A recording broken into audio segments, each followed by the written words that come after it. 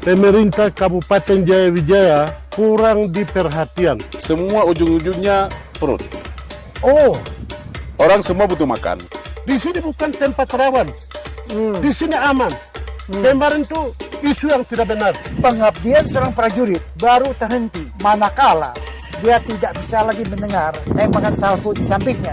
Hitam muli keriting rambut, aku Papua. Ini NKRI ini harga mati. Harga mati ya? Kalau dibuka ini NKRI merah putih ya? Ini orang merah putih.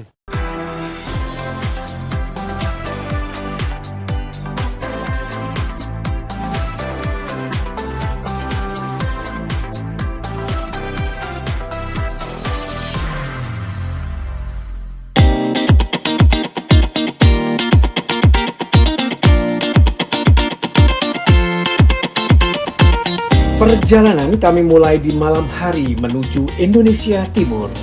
Di saat semua terlelap tidur, kami melangkahkan kaki dari Bandara Soekarno-Hatta.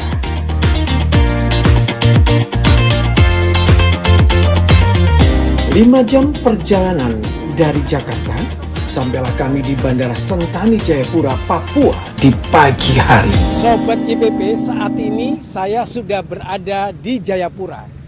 Dan di belakang saya ini adalah bandara yang disebut dengan nama Bandara Sentani. Nah, saya tidak sendiri, saya bersama dengan rekan saya Windri. Dan kita akan mengeksplor Jayapura sebelum kita pergi kemana, Win? Kita tujuannya sebenarnya ke Wamena karena harus transit selama 7 jam di Jayapura. Jadi seperti yang Pak Abbas sampaikan tadi, kita mau mengeksplor Jayapura. Apa sih nanti di Wamena YPP akan lakukan? Kita akan lihat setelah beberapa perjalanan saya dengan Windri.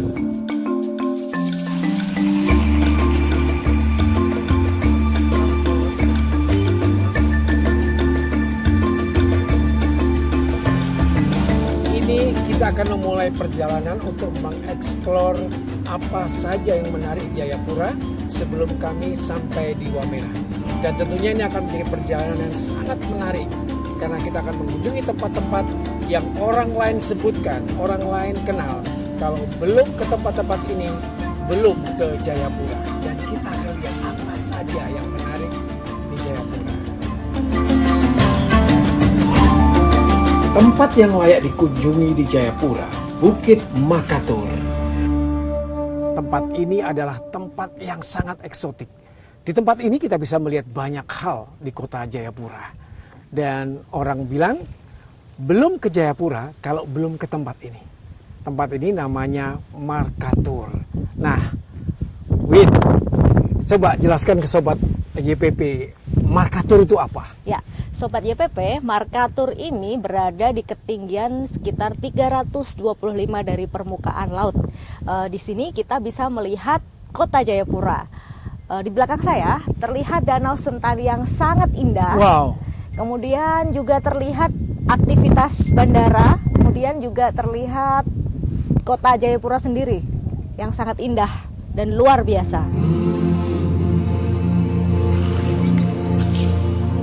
Papua tanah yang kaya, yang menyimpan sejuta cerita.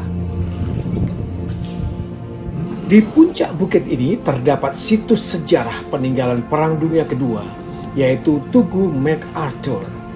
Tugu yang dibuat untuk memperingati didirikannya markas pasukan tentara sekutu.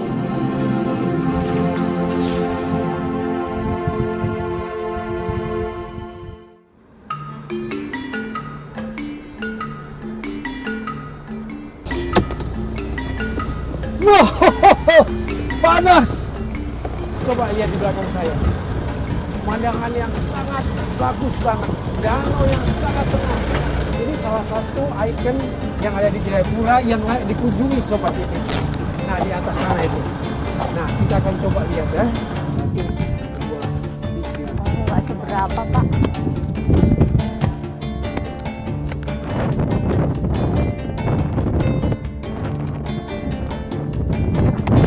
Banget Sobat YPP.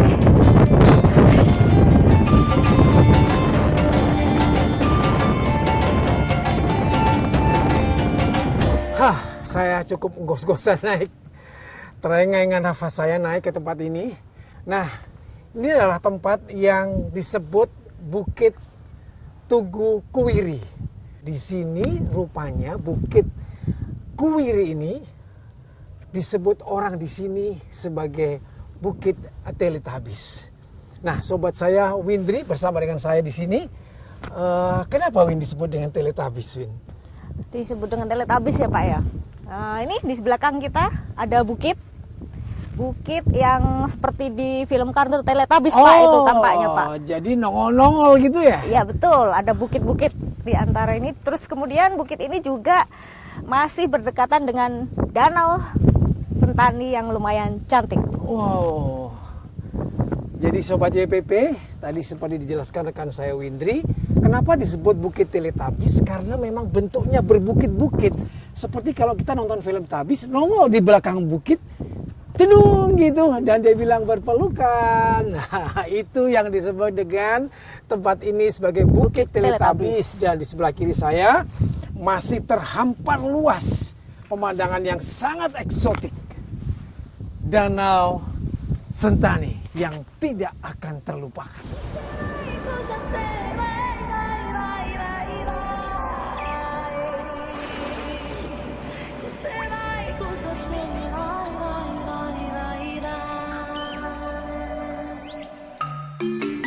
Ya kalau kita bisa ini baku tawar.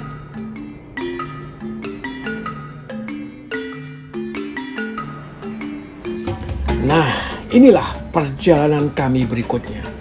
Kota Wamena. Indahnya Papua tidak bisa dipungkiri. Menggunakan pesawat lanjutan 1 jam perjalanan yang tidak akan terlupakan.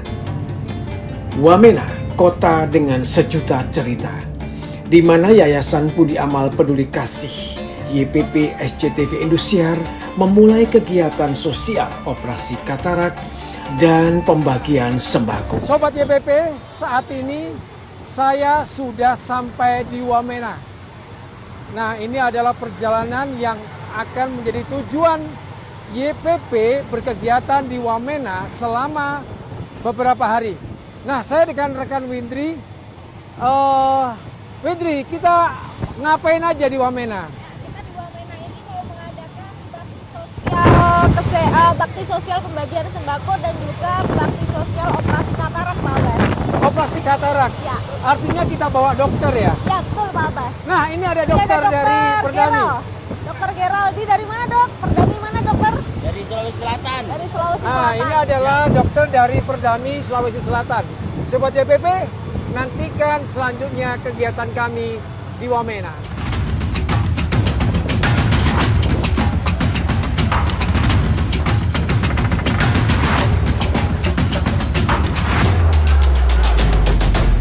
Di Jalan Yosudarso, depan Tugu Salib inilah kegiatan kesehatan dan pembagian sembako kami lakukan. Ini?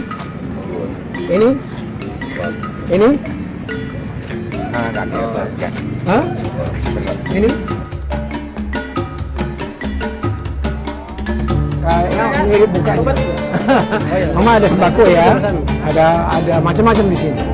Ada beras, ada ikan, ada minyak. Namanya ikan koi. Nggak tahu ya. Sementara untuk operasi katarak dilaksanakan di Rumah Sakit Umum Daerah yang tidak jauh dari Jalan Yosudarso.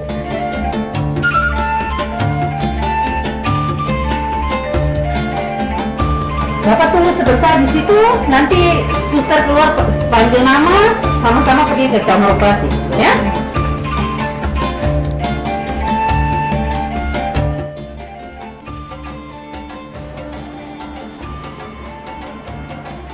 Sembako juga kami bagikan.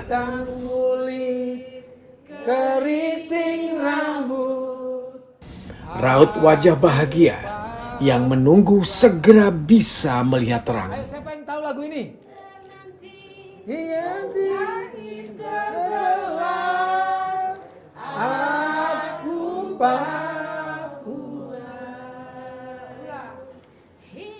Untuk beberapa hari mereka yang sudah dioperasi harus tinggal di rumah sakit sampai perban penutup mata dibuka. Walau bunti langit terbelah, aku Papua. Yeay! Selain Wamena itu memiliki alam yang indah dan potensi wisata yang luar biasa, Wamena ini juga dikenal dengan makanannya yang khas. Ini makanan khas dari Wamena, namanya udang selingkuh. Rupanya tidak hanya manusia aja yang selingkuh, tapi udang juga bisa selingkuh. Nah, ini seperti ini nih udangnya. Ini selingkuhnya, ininya kepiting. Kepiting, tapi badannya udang. Oh. Makanya dinamakan udang selingkuh. Nah, Sobat JPP, saya akan coba seperti apa sih enaknya atau nikmatnya yang disebut dengan udang selingkuh ini. Dagingnya besar-besar, dan Sobat JPP menurut informasi bahwa memang ini tidak bisa dibiarkan atau dibudidaya, tetapi memang ini asli berkembang biak dari sungai. Jadi kalau mau makan udang ini, ya mesti nyari ke sungai.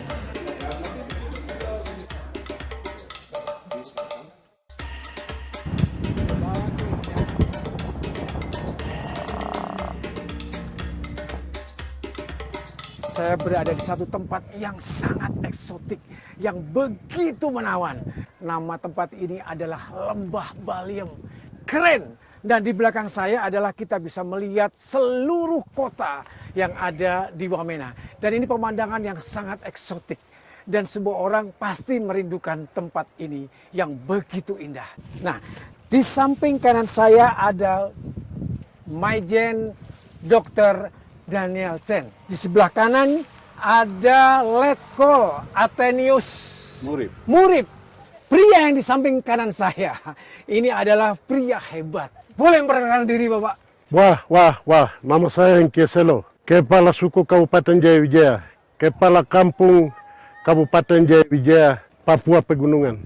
Wah, Pak Hengki ini kita bisa dengar tadi bagaimana posisinya sebagai orang penting di Wamena ini. Nah, kita akan berbincang satu persatu untuk mengetahui lebih banyak lagi apa sih yang ada di dalam hati masing-masing pria hebat di samping kanan saya. Apa sih sebetulnya dokter yang membuat PPAD itu bekerja sama dengan YPP? Sebetulnya apa yang menarik? Wah. Satu landasan yang selalu kami pedomani di Kepulauan Pusat PPAD. PPAD itu adalah Persatuan Purnawirawan TNI Angkatan Darat. Karena ada warisan dari senior kami, almarhum Jenderal TNI Wijoyo. Beliau mengatakan bahwa pengabdian seorang prajurit baru terhenti manakala dia tidak bisa lagi mendengar tembakan salvo di sampingnya. Ini suatu ungkapan yang jauh lebih besar dibandingkan dengan pepatah yang mengatakan bahwa all soldiers never die, they just fade away. Bagi kami di PPAD, Purnawirawan itu hanya sekedar pensiun administratif. Oh, sekedar angka. Pengabdian tetap berlanjut. Dan Okay. itu sebabnya maka kembali kami selalu diingatkan oleh Bapak Ketum kami, PPAD Letnan Jenderal TNI Purnawirawan Doni Monardo, bahwa hidup itu hanya sekali. Kita hidup hanya sekali. Dan perjalanan hidup pun singkat. Karena itu mari kita berbuat yang terbaik bagi bangsa dan negara ini. Oleh sebab itu, maka dalam kepengurusan PPAD saat ini, kami selalu hadir. Kami menyadari bahwa kami kembali masyarakat, pada saat kami aktif di masyarakat, maka kami harus berbuat dengan segala kemampuan kami yang ada. Selagi kami bernapas, kami harus berbuat bagi bangsa dan negara ini. Oleh sebab itu, maka salah satu prioritas program ini adalah bagaimana kita wujudkan kesejahteraan masyarakat dalam langkah-langkah yang nyata. Kalau begitu perjalanan YPP dengan PPAD sudah cukup jauh ya, Pak? Sudah lebih dari 2 dekade. 2 dekade, luar biasa. Artinya PPAD itu begitu mempercayai kerjasama dengan YPP. Apa sih alasannya, dokter? Jadi selama 2 dekade, kita melihat bahwa kerjasama ini tentu tidak ada kepentingan sektoral yang dikedepankan. baik kami yang masih aktif termasuk Bapak Dandim di sini, termasuk YPP, semua yang kami kerjakan adalah kepentingan bangsa dan negara ini. Tidak ada kepentingan kelompok sektor apapun. Dan itu kami melihat bahwa YPP juga memiliki frekuensi yang sama. Dan itulah saya kira yang menyebabkan kita bisa bekerja sama lebih dari 2 dekade ini. Dan tahun depan tentu kita akan berbuat lebih banyak lagi, karena kita menyadari bahwa negara kita yang 17.000 pulau ini banyak wilayah-wilayah yang tidak memiliki fasilitas kesehatan, termasuk para dokternya. Maka disinilah kita kerjasama dengan berbagai kelompok pendekatan multi-helix, kolaborasi multi-helix, agar kita bisa hadir menjangkau saudara-saudara kita yang saat ini mengalami kesulitan untuk memperoleh akses manakala mereka butuh layanan kesehatan. Dan kalau kita lihat visi Pak Jokowi untuk SM Unggul itu hanya dimungkinkan apabila masyarakatnya sehat, pendidikannya baik. Dan ini tentu tidak bisa diselesaikan dari pemerintah pusat, daerah, kita kolaborasi. Dan ini kita puji Tuhan, saya kira Pak Dandim sudah menginisiasi kegiatan ini, mengumpulkan masyarakat, bukan pekerjaan yang mudah di daerah sini. Nah, model ini kita harapkan, karena ini juga melibatkan kantor wakil presiden. Model ini kami laporkan sehingga bisa adopsi dan direplikasi oleh pemerintah pusat. Itulah bentuk kehadiran negara. Bentuk kehadiran negara Ya. itu poinnya ya. Ya. Jadi bentuk kehadiran negara itu direfleksikan Dengan kerja nyata, dengan- bukan hanya bicara, bukan hanya konsep, tapi kita kerja nyata di lapangan. Kita pengurus ini, para jenderal itu, tadinya mereka semua ada Pangdam, pimpinan TNI Angkatan Darat, pimpinan TNI. Mereka sekarang bekerja, langsung kerja semua. Mereka ada kepala, badan, kaki, tangannya mereka kerja semua. Saya kira Pak Abbas bisa melihat. Ya. Jadi itulah komitmen kami, Pak. Ya, wah luar biasa. Nah, tadi ada satu kalimat yang boleh saya dengar begini. Tidak terlalu mudah, bukan perkara mudah untuk kita melaksanakan di Wamena ini, dan tentu atas bantuan daripada Dandim. Dan sekarang di samping saya ada Dandim. Ya, Sobat YPP, saya bersama dengan Pak Dandim. Kita akan lihat sih. Bukan perkara yang mudah tadi, sebetulnya apa Pak Dandim? Baik, saya Letnan Kolonel Adenius Murib saat ini dipercaya untuk menjadi Dandim 1702 JWJ membawahi beberapa kabupaten. Di dalamnya sudah terbentuk provinsi baru DOB Papua Pegunungan. Kami sudah berjalan kurang lebih 1 tahun dan kesulitan ataupun apa yang kami lihat di lapangan adalah transportasi udara yang dari mana-mana menuju ke lembah ini. Satu-satunya transportasi yang hari ini hidup untuk hayat hidup orang banyak di lembah dengan pesawat. Dan juga menghubungkan dari satu kota ke distrik lain itu tidak ada akses darat yang mudah, sulit. Dan masyarakat-masyarakat kami semua mendiami di balik-balik gunung itu. Ketika mengalami sesuatu seperti bencana, kemudian juga seperti hari ini yang kita lakukan, kerjasama dengan dari pusat, PPAD dan yayasan ataupun dari YPP, Yayasan Pandi Amal Peduli Kasih.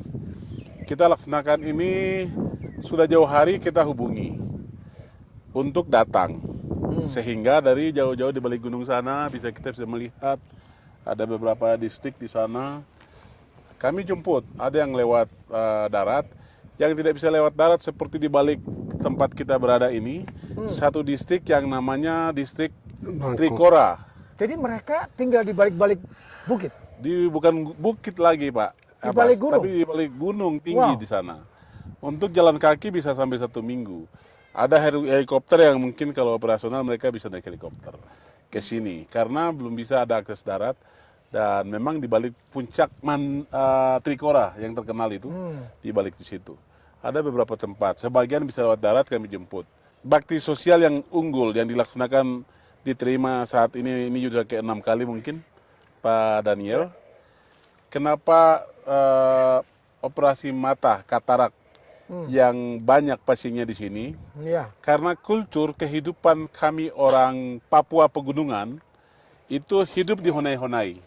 Artinya mereka sampai sekarang masih tinggal di Honai. Masih itu rumah budaya turunan kami yang masih tinggal di Honai, di mana aktivitas harian masak-memasak dengan membakar api. Ada di Honai semua. Di Honai semua.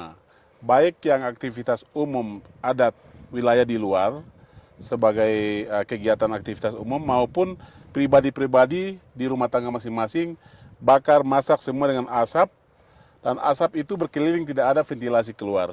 Sehingga hari-harian keluarga kami turun-temurun tuh kena asap. Kena asap mata, kena asap mengakibatkan begitu usia agak tua, 50-an ke atas, rata-rata kena mata. Jadi katarak. Terlihat dari bagaimana kita sudah operasi lebih dari 200 orang hari ini yang sedang masih proses berlangsung di sore hari ini. Di situ.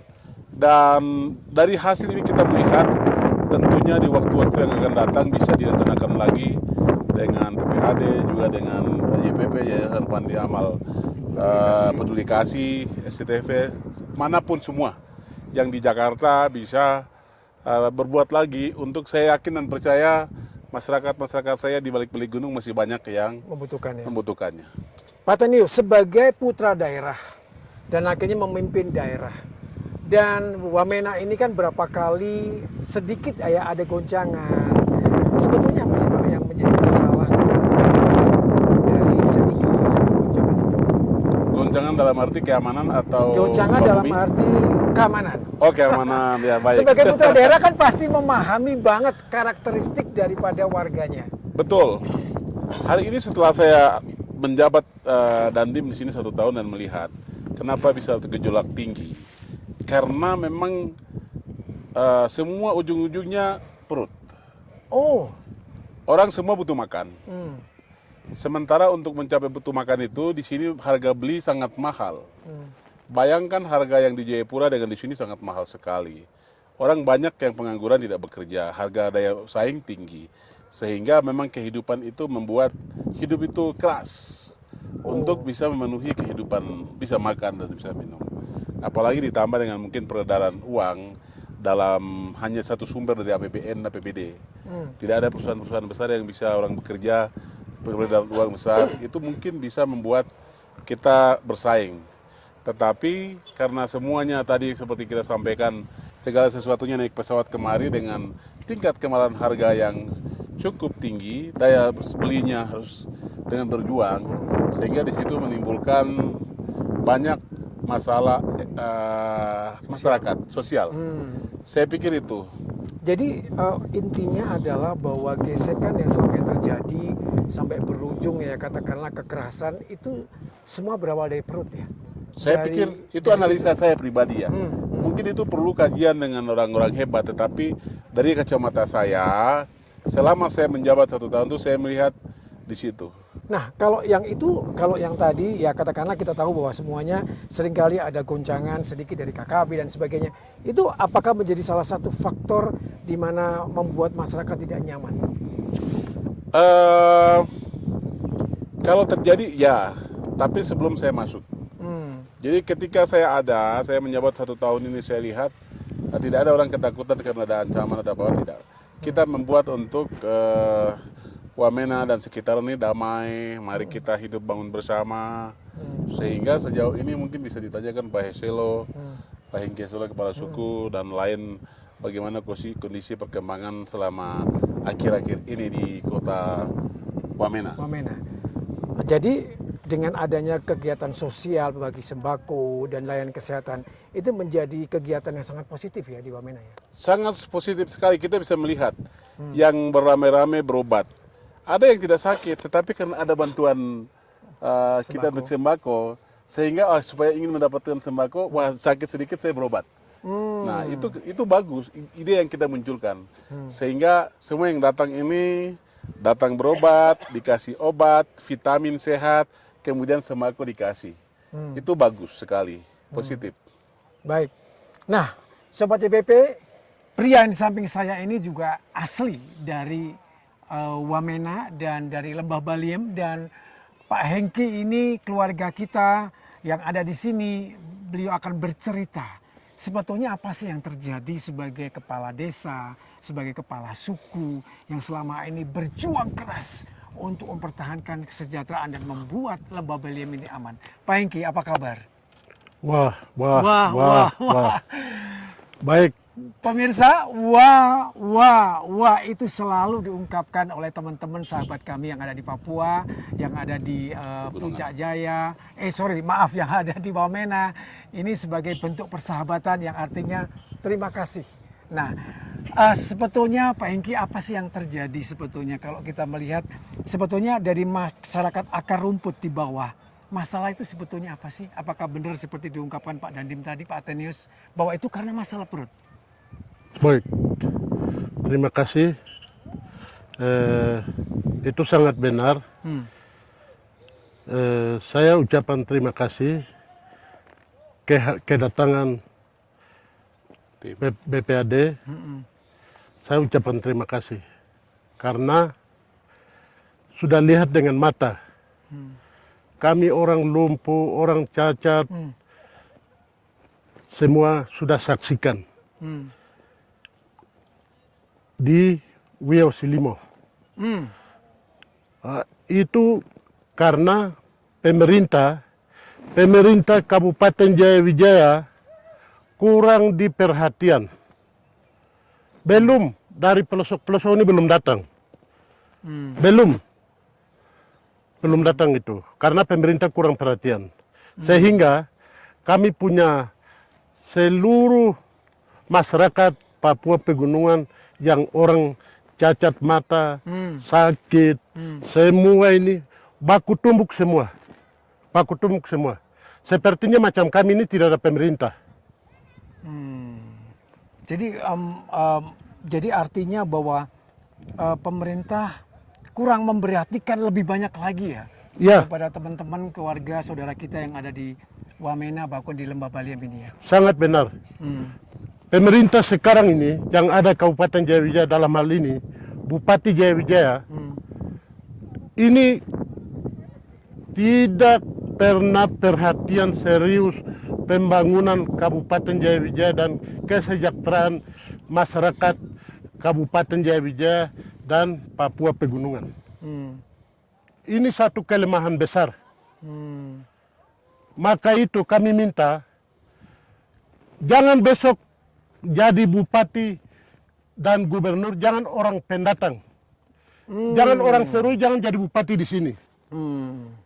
Itu datang cari kekayaan. Orang Biak datang jadi gubernur di sini. Orang di sini orang pintar sudah ada. Kami minta tolong itu pemerintah pusat harus serius dalam hal itu. Karena ini selama 1 tahun periode Bupati Jayawijaya kami korban pembangunan dan kesejahteraan masyarakat sudah tidak nampak. Makanya masyarakat Papua Pegunungan ini selalu orang bilang Papua Pegunungan itu orang bilang kacau. Kami ini bukan orang kacau. Nah, itu yang menjadi seringkali didengar keluar. Papua Pegunungan itu seringkali buat ribut, buat kacau seperti Bapak tadi bilang. Masalahnya sebetulnya karena memang kesenjangan atau karena kurang perhatian atau karena ada pihak luar yang sengaja mempengaruhi Bapak gitu supaya terjadi gesekan atau seperti apa Bapak? Ya baik. Di sini bukan tempat rawan. Di sini aman. Kemarin tuh isu yang tidak benar. Isu tidak benar. Artinya bahwa sebetulnya masyarakat dari Papua Pegunungan ini masyarakat yang cinta damai, masyarakat yang penuh kasih. Hanya saja selama ini kurang mendapat perhatian dari pemerintah daerah. Betul? Sangat benar. Apa yang diharapkan sebetulnya Pak? Ya diharapkan saya, jangankan hanya pemerintah daerah saja. Kembali ke pemerintah pusat. Bapak Presiden, orang sekolah di sini tuh sampai S1, S2 ini sudah tidak berfungsi jasa.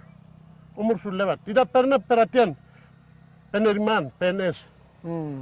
Akhirnya sekarang orang bilang KKB itu orang sudah sekolah punya semua. Tapi orang Papua Pegunungan NKRI ya? Ini NKRI ini harga mati. Harga mati ya? Kalau dibuka ini NKRI merah putih ya? Ini orang merah putih. Keren.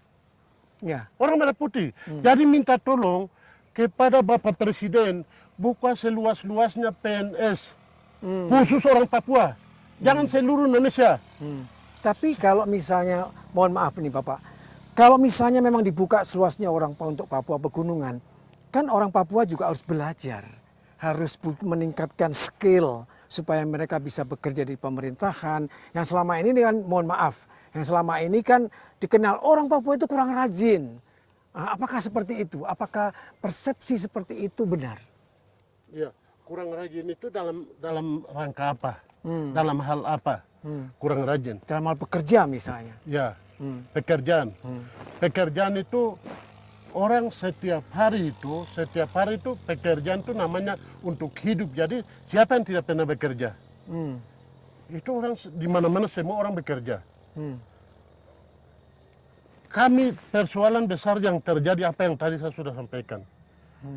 Itu kami minta itu kami punya anak-anak ini semua orang S1, S2 semua ketinggalan.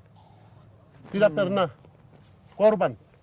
Sudah sekolah sampai sekolah yang mau bentuk bagaimana? Sudah pernah tidak berhasil. Penerimaan PNS ini. Oh jadi selama ini penerimaan PNS sedikit ya yang teman lokal, masyarakat lokal yang masuk ya? Iya.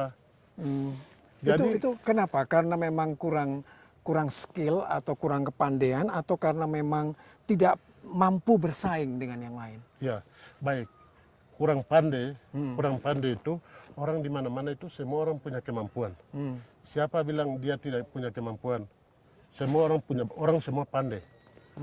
Pandai tetapi kembalinya itu saya bilang kembali itu ke pemerintah saja.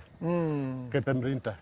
Kembali ke pemerintah artinya beri kami perhatian, beri kami akses kesehatan, akses pendidikan, dan beri kami kesempatan untuk berkarya di pemerintah daerah begitu ya? Iya, sangat benar. Kenapa dari dulu sampai bertahun-tahun pembangunan Kabupaten Jaya hanya begini-begini saja? Pembangunan kesehatan itu yang benar. Sumber daya manusia itu harus yang benar. Ya, kami sudah cukup banyak mendengar Terima kasih. Bapak mengenai isi hati daripada masyarakat Papua Pegunungan, di mana Bapak sebagai kepala suku, kepala desa, dan itu adalah curahan hati supaya pemerintah memperhatikan. Sekarang yang boleh kami tahu terkait dengan gangguan keamanan seperti apa itu? Ya, gangguan keamanan menurut kami itu kami aman. Oke. Kami aman. Artinya bahwa masyarakat Papua Pegunungan itu cinta damai, aman, dan masyarakat yang tunduk pada peraturan pemerintah ya, yang NKRI ya. Sangat benar. Yang selalu persoalan terjadi itu bukan dari masyarakat. Bukan dari masyarakat Lembah Baliem, Tidak ada. tapi orang dari luar. Tidak orang dari luar, orang KKB, KNPB tidak ada. Ke pemerintah saja. Sebuah persoalan ada di pemerintah. Persoalan adanya di pemerintah. Pak Tenius, ini ada satu note yang diungkapkan oleh Bapak Kepala Desa. Persoalan ada di pemerintah. Seperti apa ini sebagai penguasa wilayah? Baik Pak Abbas, saya pikir tadi sudah saya jelaskan bahwa tingkat kemahalan harga sembako dan daya beli dari masyarakat cukup tinggi sehingga menimbulkan persaingan ekonomi yang ada terjadi di Jaya Wijaya seperti yang saya berikan tadi. Saya pikir tidak ada materi baru, saya kira. Saya pikir itu sudah. Oh, artinya bahwa sebetulnya masalah ini adalah kesenjangan masalah sosial. Kalau pemerintah menciptakan banyak lapangan kerja, ada sentuhan-sentuhan seperti yang kita lakukan, maka itu bisa diredam ya. Itu menjadi sesuatu yang kecil sebetulnya ya. Barangkali itu. Oke. Nah, Dr. Daniel sebagai orang pusat ya, katakanlah demikian, yang lama dulu di pemerintahan, dan kita sudah mendengar cerita dari Bapak Kepala Desa, dari Pak Dandim. Sebenarnya apakah ini memang kurang perhatian dari pemerintah untuk memperhatikan mereka-mereka seperti saudara kita di Lembah Baliem ini? Apakah itu menjadi satu visi juga PPAD untuk melakukan banyak hal di beberapa daerah? Tepat sekali Pak Abbas. Seperti saya sampaikan tadi, bahwa menyelesaikan suatu persoalan di daerah itu harus melibatkan berbagai unsur. Karena itu PPAD menawar pendekatan kolaborasi multi helix. Karena tidak bisa hanya pemerintah pusat saja. Tidak bisa juga pemerintah daerah, tidak bisa juga masyarakat. Jadi semuanya harus berkolaborasi. Untuk bisa kolaborasi maka satu, para pejabat baik di tingkat pusat maupun di daerah seyogyanya lebih banyak mendengar. Jangan kurang bicara, lebih banyak mendengar aspirasi dari bawah. Dan PPAD dalam hal ini kita mencoba merangkai, membingkai pendekatan multi helix ini agar duduk bareng bersama. Yuk, ini adalah pekerjaan kita bersama. Kita harapkan pendekatan kita pada pelaksanaan bakti sosial kesehatan yang dalam hal ini dikomandoi oleh Bapak Dandim bisa menjadi suatu model yang kami sampaikan pada pusat. Barangkali ini pendekatan kolaborasi multi helix ini bisa direplikasi sehingga apa yang disampaikan oleh Pak News tadi itu bisa menjawab sehingga setiap masyarakat merasakan kehadiran negara. Intinya di situ kolaborasi lebih banyak mendengar. Jadi intinya adalah setiap orang merasakan kehadiran negara di tempat itu. Jadi kehadiran negara itu harus dirasakan oleh semua orang di beberapa daerah dan seluruh Indonesia. Itu sebabnya Sobat YPP kami hadir di Wamena ini sebagai ekspresi daripada kehadiran negara juga. Walaupun kami dari Yayasan Budi Amal Peduli Kasih yang selama ini memang selalu bergandengan tangan dengan pemerintah pusat untuk melakukan banyak hal di seluruh negeri ini untuk membantu saudara-saudara kita yang membutuhkan. Nah, Sobat YPP, kita sudah berbincang banyak apa sih yang terjadi di Wamena ini dan keinginan dari masyarakat Wamena. Nah, itu sebabnya pada sore hari ini di mana kami ada di Lembah Baliem ini, tentunya semua orang boleh mendengar bahwa masyarakat Wamena, suku-suku di Wamena di Lembah Baliem adalah mereka orang-orang yang cinta damai. Dan kalau dibelah dadaku, maka dia akan keluar yang namanya Indonesia Raya dan merah putih ada di sini. Nah, Sobat YPP, pada sore hari ini perbincangan kami mengenai apapun juga yang ada di Wamena, khususnya di Lembah Baliem ini, kita sudah mendengarkan. Dan mari, sebagai keluarga besar yang ada di Indonesia ini, kita bergandengan tangan untuk membantu saudara-saudara kita di seluruh Indonesia. Itu sebabnya kami berterima kasih sebagai perwakilan YPP atas donasi dari seluruh pemirsa yang ada di Indonesia untuk mendonasikan rezekinya melalui Yayasan Budi Amal Peduli Kasih. Dan kami sudah bawa sampai di ujung timur Indonesia yang kami bawa di Wamena pada hari ini. Oh iya, saya lupa. Kemarin saya memulai perjalanan bersama rekan saya Windri. Mana rekan saya Windri? Coba. Oh, ini ada Windri. Windri sini, Windri. Windri, ini kan pertama kali kamu juga ke Papua. Gimana kesan-kesan kamu? Sangat antusias, Pak. Menyenangkan sekali. Lokasinya sangat eksotis dan saya sangat terkesan. Terima kasih sudah diberikan kesempatan untuk perjalanan dinas ke Wamena, gitu, Pak. Ya, rekan saya tadi bilang bahwa lokasinya sangat eksotik. Dan Sobat YPP dan rekan semua yang ada di seluruh Indonesia, jangan lupa Wamena ini aman. Dan Wamena ini layak dikunjungi. Kita bisa melihat di belakang kita, ini adalah Lembah Baliem yang sangat eksotik. Kita bisa melihat ke sana semuanya, itu adalah kota Wamena. Dan Lembah Baliem, kota Wamena ini layak dikunjungi. Tadi sudah ditegaskan oleh kepala suku bahwa Lembah Baliem itu aman. Nah, Sobat YPP, jangan lupa saksikan terus podcast On Location. Dan jangan lupa, Pak Min, Like, subscribe, dan bunyikan loncengnya agar Sobat YPP tidak ketinggalan dari update perjalanan kamu. saya Abbas Yahya. Saya Windri. Terima kasih dan kita akan jumpa dalam perjalanan-perjalanan yang menarik di lain kali dalam podcast On Location.